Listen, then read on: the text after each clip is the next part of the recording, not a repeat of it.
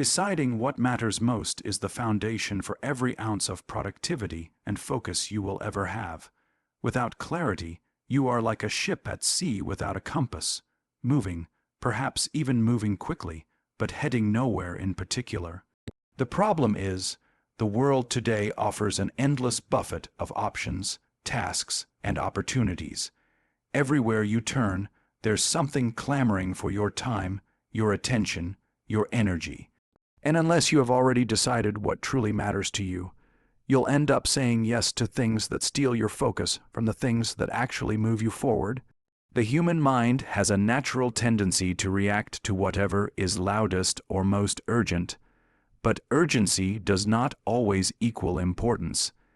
In fact, the things that matter most are often quiet, subtle, and easy to overlook in the middle of noise. That's why this process has to be intentional. You cannot leave it to chance. You cannot rely on your memory or your mood to decide in the moment what deserves your attention. The decision has to be made in advance, when you are thinking clearly and looking at the bigger picture of your life. It starts with asking yourself difficult but necessary questions. What is the vision for my life? What do I want to create in the next year, the next 5 years, the next decade? What legacy do I want to leave? When you get serious about answering these questions, you realize that not everything is equally important. In fact, only a handful of things truly matter, and everything else is just noise. But here's the trap. Most people never slow down long enough to identify those few things.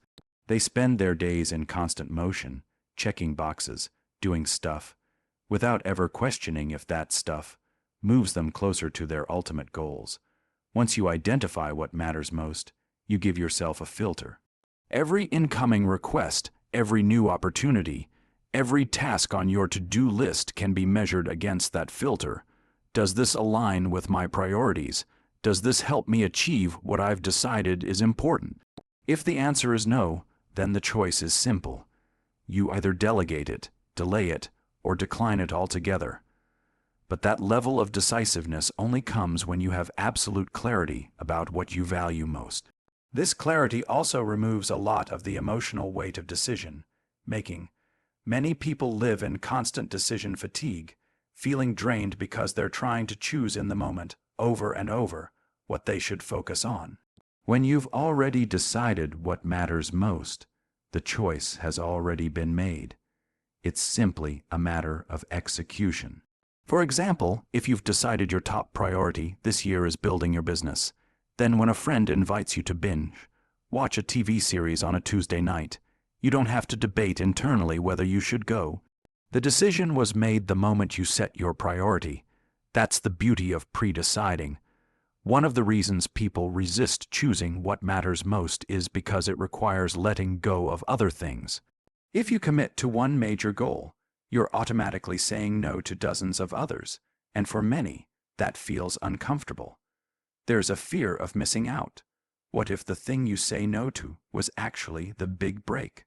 But the truth is, without focus, you'll never reach any big break at all. You'll spread yourself so thin across so many activities that you never gain meaningful traction in any of them. And here's the paradox. By saying no to more, you actually create the space to say yes to what's truly significant.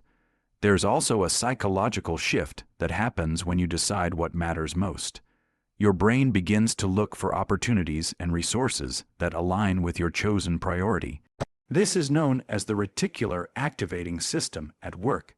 It's the same mechanism that causes you to suddenly notice a specific car model everywhere after you've decided you want to buy it. When you set a clear focus, your mind starts filtering the world through that lens, and you naturally begin to see the connections, tools, and possibilities that will help you move forward. The process of deciding what matters most can be as simple or as complex as you make it, but the key is honesty. It's not about what looks good to other people or what you think you should care about, but about what truly matters to you at a deep level. This might require you to strip away layers of societal expectations, peer pressure, or even the goals you set in the past that no longer resonate with who you are today. Sometimes, the most powerful decision is to admit that something you've been chasing is not actually important to you anymore, and to redirect your energy towards something that is. Clarity is also not permanent.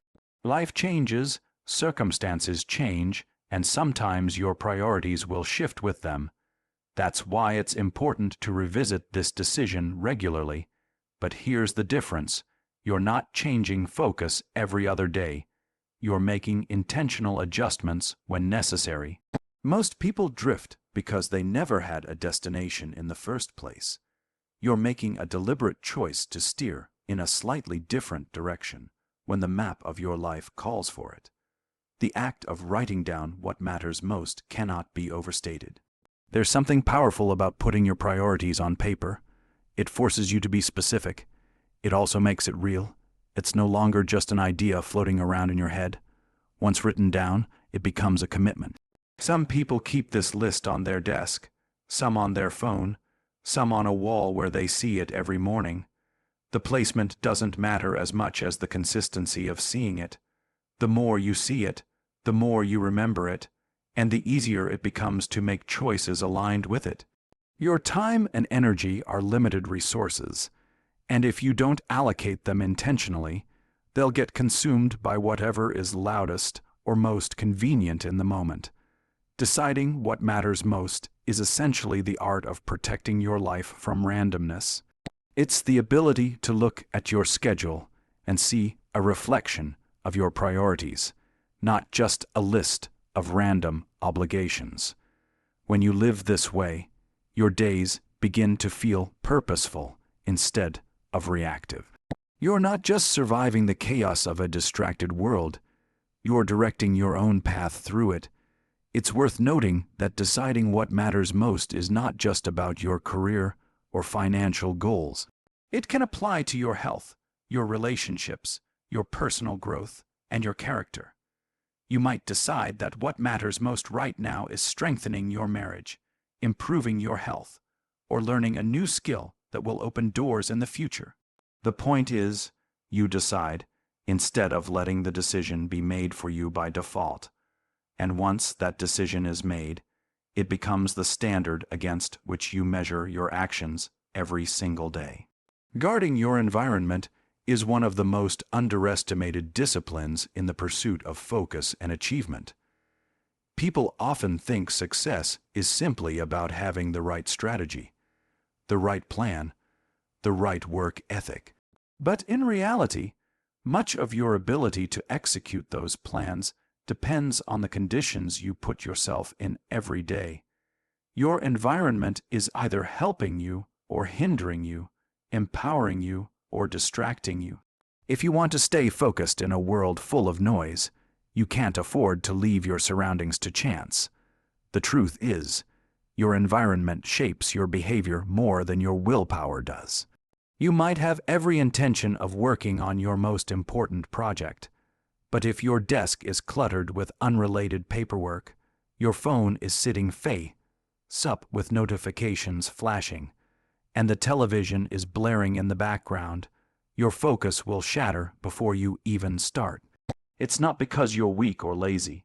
It's because the human brain is wired to respond to cues in its surroundings. When those cues are chaotic, your attention becomes fragmented.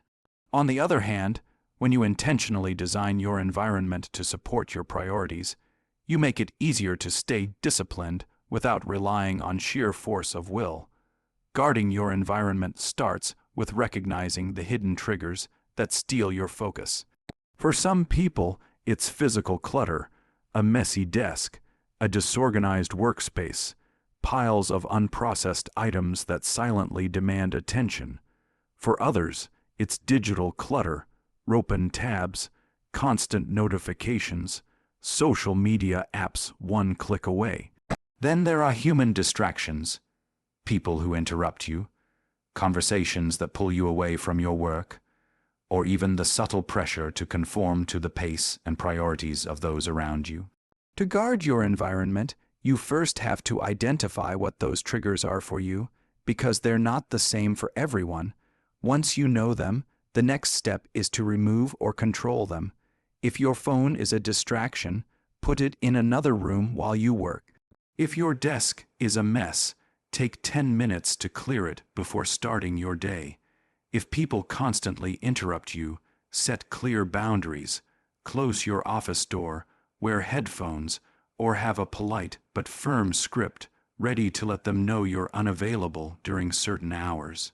These changes might seem small, but they compound into massive improvements in your ability to stay focused.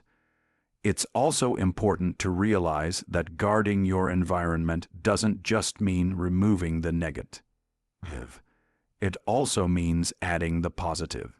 A supportive environment is one that fuels your energy, stimulates your creativity, and makes it easy to take the right action. That might mean surrounding yourself with inspiring visuals, keeping a list of your goals where you can see them, or arranging your tools so they're immediately accessible. The fewer steps it takes to start doing the right thing, the more likely you are to do it. If you have to dig through 3 drawers to find what you need, you've already introduced friction that can derail your momentum. The people in your environment matter just as much as the physical space. If you're surrounded by negative, unfocused individuals, it's only a matter of time before their habits influence yours. We often underestimate how much our mindset is shaped by the attitudes of those we spend time with. Guarding your environment means being intentional about the voices you allow in. That doesn't mean cutting off every friend who's struggling, but it does mean limiting your exposure to constant negativity and surrounding yourself with people who inspire you to aim higher. Even if you can't change your entire social circle overnight, you can increase the amount of time you spend listening to uplifting, growth-oriented content instead of letting random noise fill your mind. Another key to guarding your environment is controlling the flow of information that reaches you. In the modern world, we are bombarded with more news, updates, and opinions in a single day than previous generations encountered in months. Most of it has nothing to do with our actual priorities, but it still eats up mental space. Being selective about what you consume, and when you consume it, is a powerful way to preserve your focus. You might choose to check the news once a day instead of every hour, or unsubscribe from email lists that constantly pull your attention in unrelated directions. Remember, just because information is available doesn't mean it's valuable to you right now. Time of day can also be a part of your environment. There are hours when you are naturally more focused and alert, and others when distractions are more likely to creep in.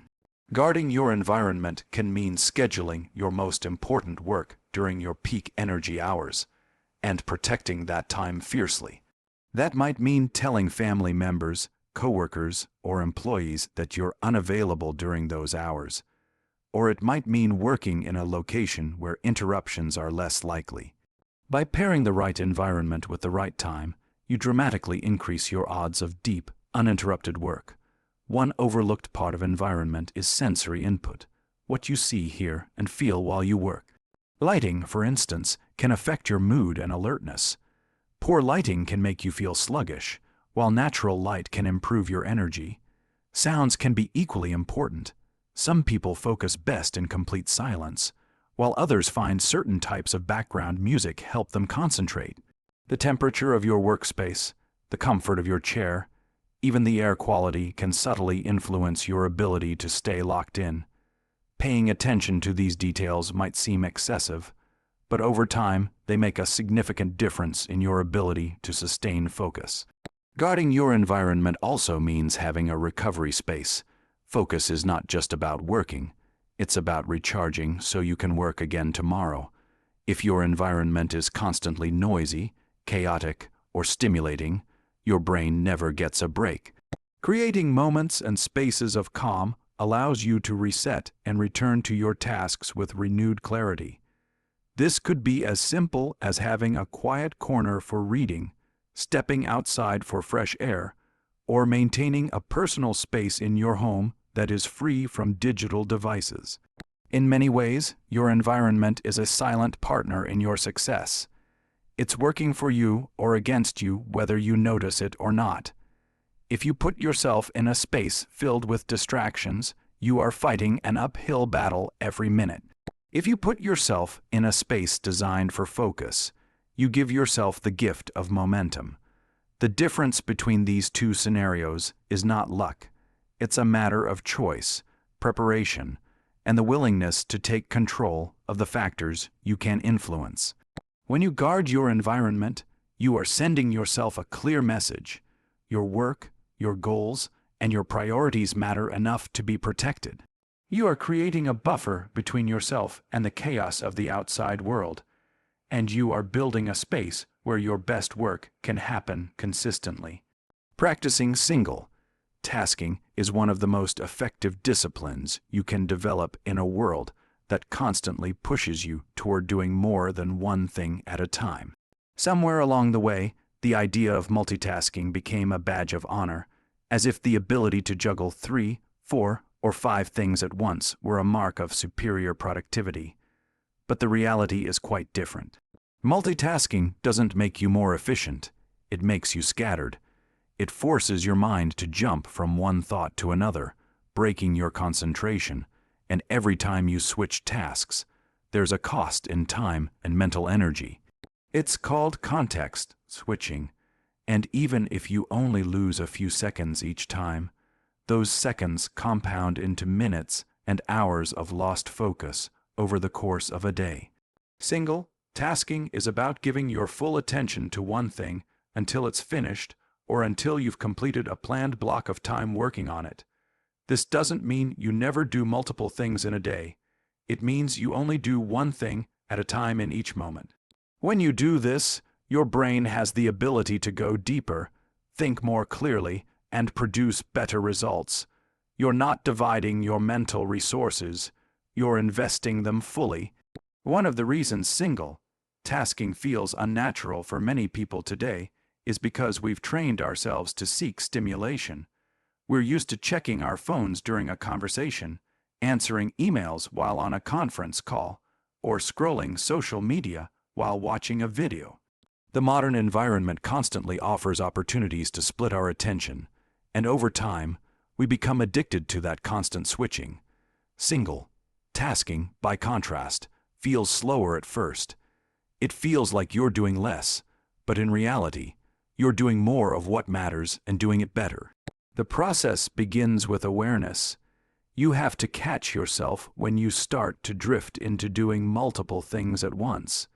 If you're writing a report and an email notification pops up, resist the urge to check it.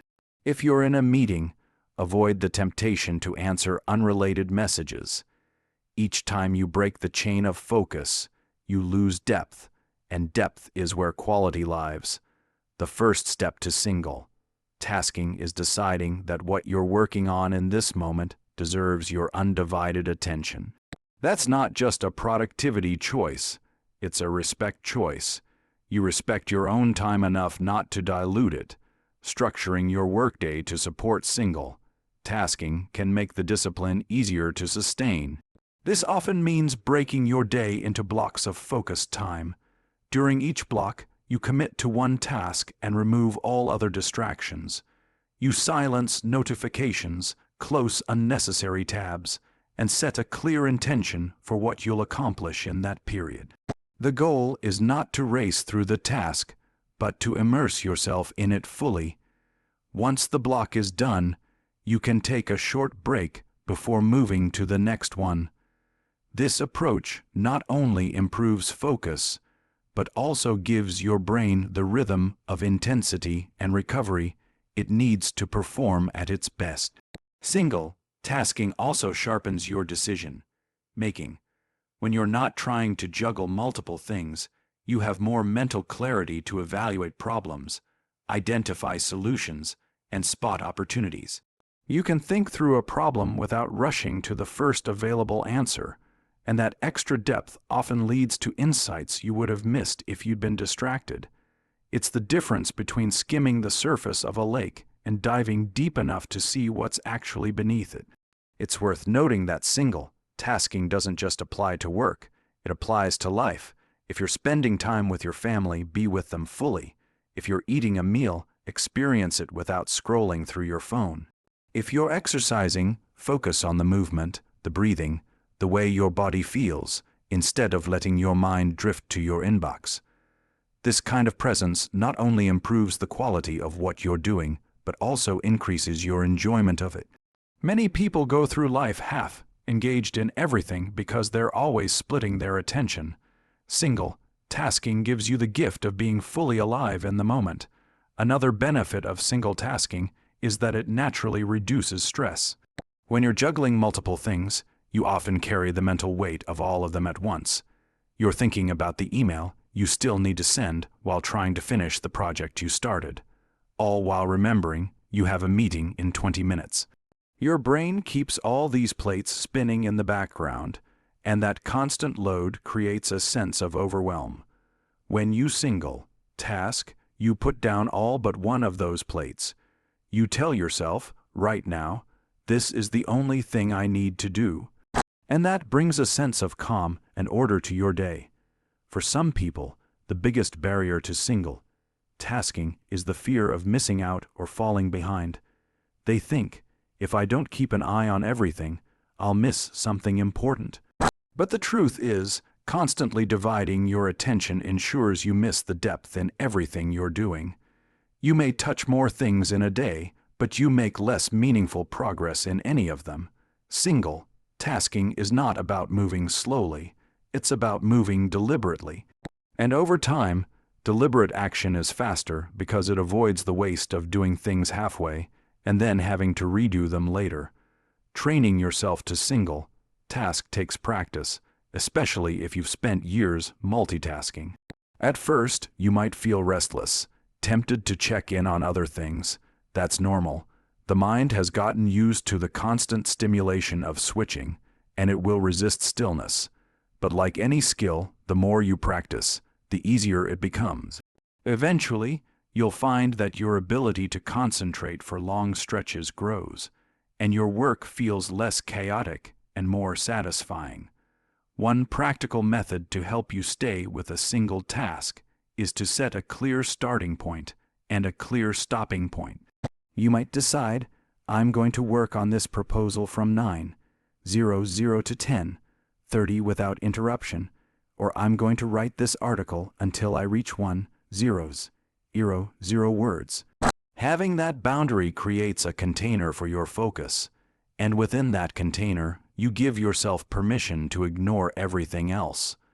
Once the time or target is reached, you can step back, take a break, and then choose your next focus. It's also helpful to keep a capture system nearby, a notebook or a simple digital list, where you can quickly jot down any unrelated thoughts or tasks that pop into your head while you're working. Instead of breaking your focus to act on them immediately, you capture them for later review. This way, you acknowledge the thought without letting it hijack your attention. Over time, this habit trains your brain to stay with the task at hand without feeling like it's neglecting other responsibilities. When you embrace single tasking, you begin to experience the difference between being busy and being productive. Busyness is a scattered state where you touch a lot of things but finish little. Productivity is a focused state where you move important things to completion. The shift might seem small from the outside, but inside, it's transformative. You feel a sense of control, momentum, and accomplishment that is hard to achieve when your attention is split in a dozen directions. Managing your energy, not just your time, is one of the most powerful shifts you can make if you want to sustain focus and perform at your best. Most people are obsessed with the clock. They measure productivity in hours, assuming that more hours automatically equal more results. But the truth is, an hour of high energy and sharp focus is worth more than 3 hours of sluggish, distracted effort. Time is constant, but your energy is not. If you ignore your energy, you end up filling your schedule with hours that look productive on paper, but produce very little in reality. Energy management begins with awareness of your natural rhythms. Throughout the day, your energy levels rise and fall in patterns. Some people are sharpest early in the morning. Others hit their stride in the afternoon or even late at night. Knowing when you are at your mental peak allows you to schedule your most important and demanding work for those hours. This is how you match your highest energy to your highest priorities. The opposite, forcing your most creative work into your lowest energy hours, will always feel like trying to run uphill through sand. Physical health plays a central role in energy management. You cannot expect sustained focus if your body is constantly running on fumes. Sleep is one of the most overlooked factors here. It's not just about the number of hours you sleep, but the quality. A rested mind processes information faster, makes better decisions, and resists distractions more easily. Skimp on sleep, and you might still show up for the same number of hours, but your attention will wander, your mood will dip, and your work will suffer. Nutrition is equally important. What you eat directly influences your energy. Heavy, processed foods can leave you feeling sluggish, while balanced meals with lean proteins, healthy fats, and complex carbohydrates help maintain steady energy levels. Movement is another key. Sitting for long stretches drains both physical and mental energy. Incorporating movement into your day, whether through structured exercise or short breaks to stand, stretch, or walk, keeps blood flowing and prevents the mental fog that often sets in during long periods of stillness.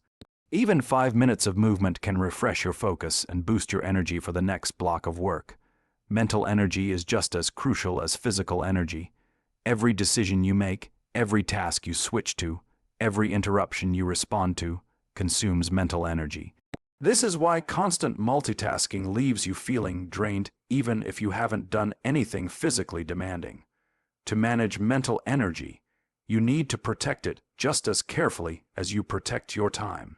This might mean batching similar tasks together, so your brain can stay in the same mode longer, or setting aside specific times to handle emails and messages, instead of constantly reacting to them throughout the day. The fewer times you force your brain to switch gears, the more energy you preserve. Emotional energy often gets overlooked, but it has a huge impact on your ability to focus. Negative emotions like frustration, worry, or resentment can drain you as much as physical exhaustion. If you start your day carrying emotional baggage, you're already spending energy before you've done any meaningful work.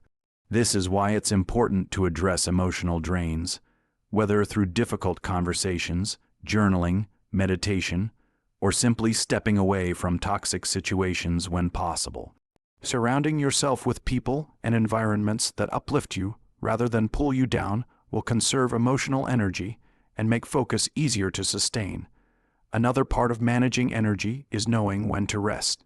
High performers often push themselves relentlessly, thinking rest is a waste of time. But rest is not a luxury. It's a necessity for sustained performance. Short breaks during the day allow your brain to reset, preventing burnout and mental fatigue.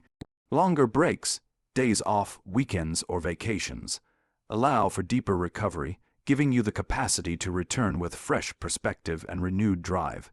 Without rest, your energy reserves deplete over time, and eventually, no amount of motivation can compensate. Rituals and routines are powerful tools for energy management because they reduce the mental effort needed to decide what to do next. When you start your day with a consistent morning routine, whether that's exercise, reading, planning your priorities, or meditation, you create momentum before you even begin your main work.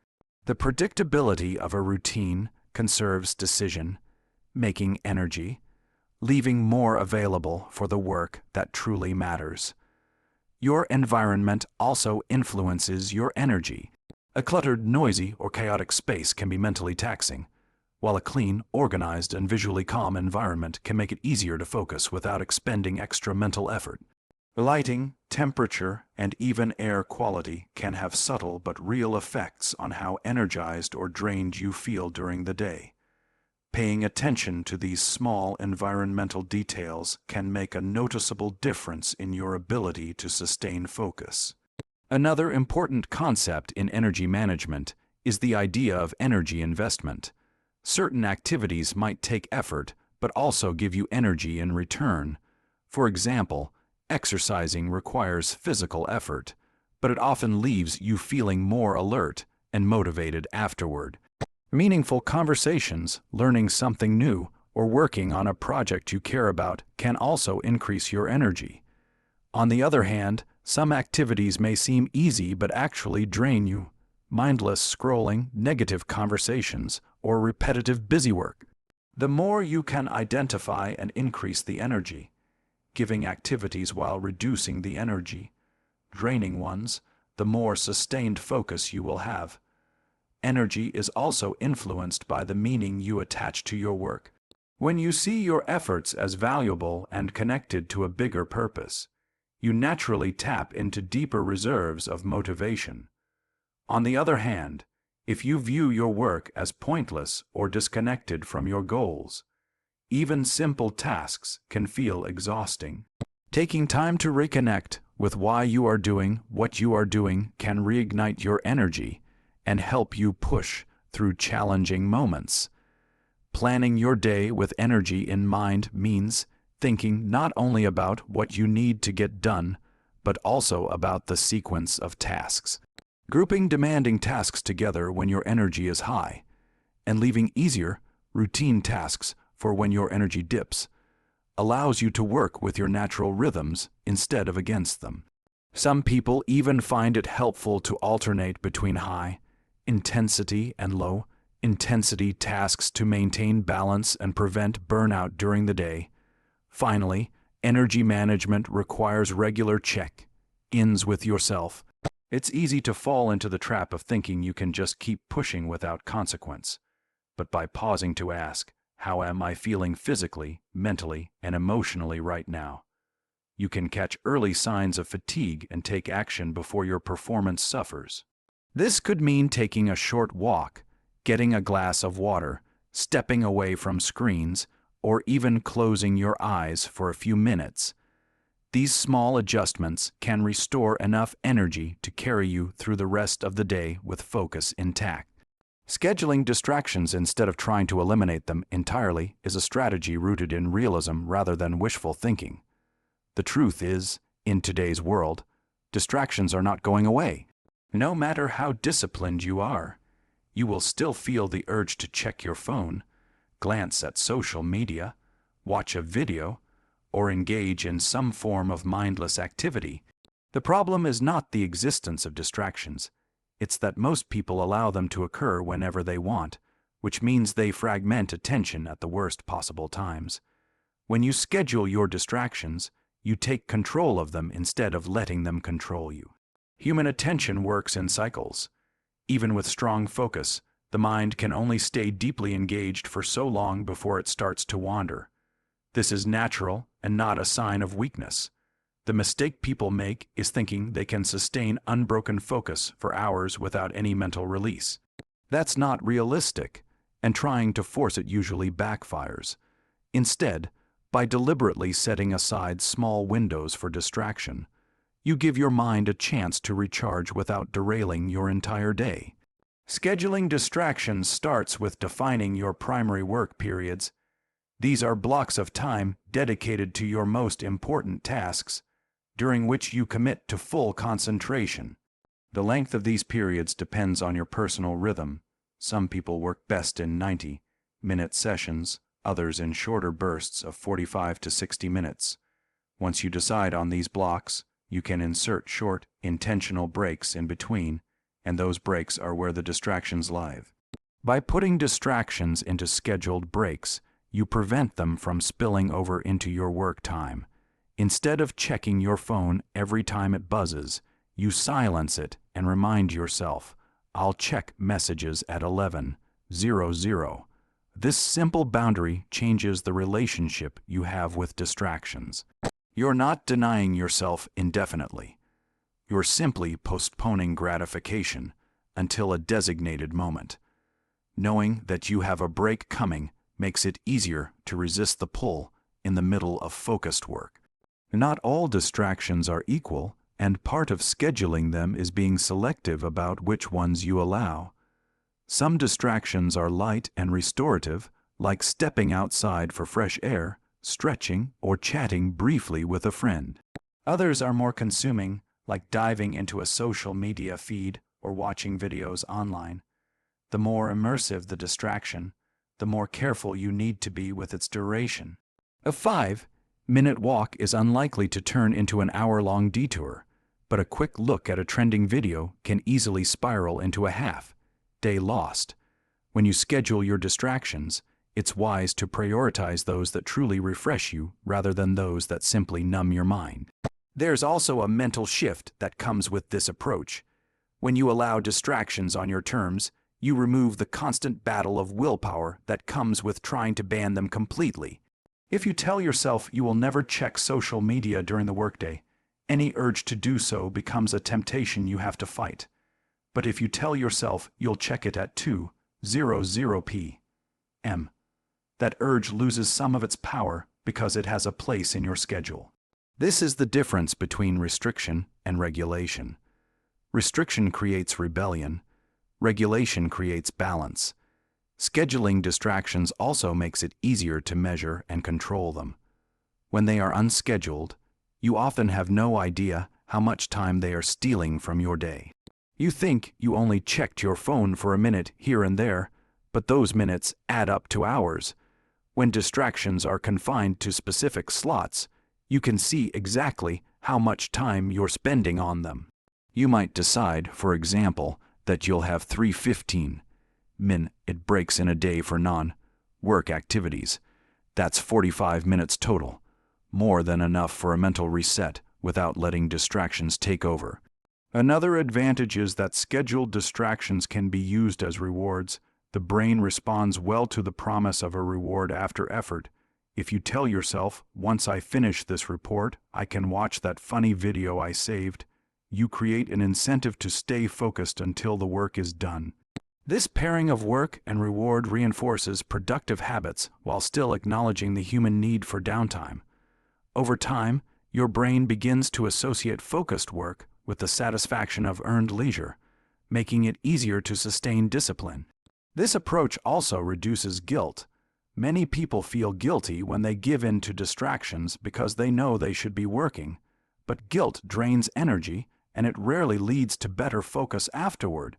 When distractions are scheduled, you can enjoy them without that nagging voice in your head because you know they're part of the plan. This guilt-free enjoyment makes the break more refreshing, which in turn makes it easier to dive back into work with renewed focus. For this method to work, it's important to have a clear end to each distraction period.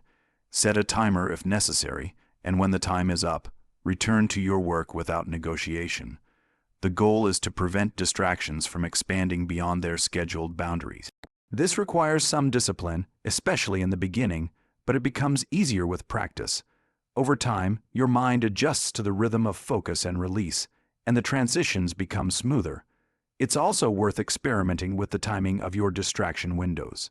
Some people prefer them mid-morning and mid-afternoon to break up long stretches of work. Others prefer shorter, more frequent breaks to prevent mental fatigue. The right schedule depends on the type of work you do and your personal energy patterns. The key is to test and refine until you find a rhythm that maximizes both productivity and enjoyment. Another layer to this strategy is using distractions that align with your long-term goals or well-being. Instead of scrolling aimlessly, you might use a break to read a few pages of a book, stretch your body, or practice a quick mindfulness exercise. These types of distractions still provide a mental break, but they also add value to your day. By being intentional even with your downtime, you turn potential time wasters into opportunities for growth and renewal. There is also a social element to consider. If you work around others, whether in an office or at home with family, Your scheduled distraction times can be used to engage socially without disrupting your focus periods. You can step into a conversation during a break instead of being pulled into one while working. This creates a clear boundary for both you and the people around you, helping them understand when you are and aren't available. Ultimately, the strength of scheduling distractions lies in its practicality. It acknowledges the reality of human attention, the inevitability of temptation, and the need for mental rest. Rather than fighting an endless battle to eliminate every interruption, you create a structured system that lets you enjoy them without losing control of your time. This balance between focus and release is what allows you to sustain high performance over the long term without feeling deprived or burned out.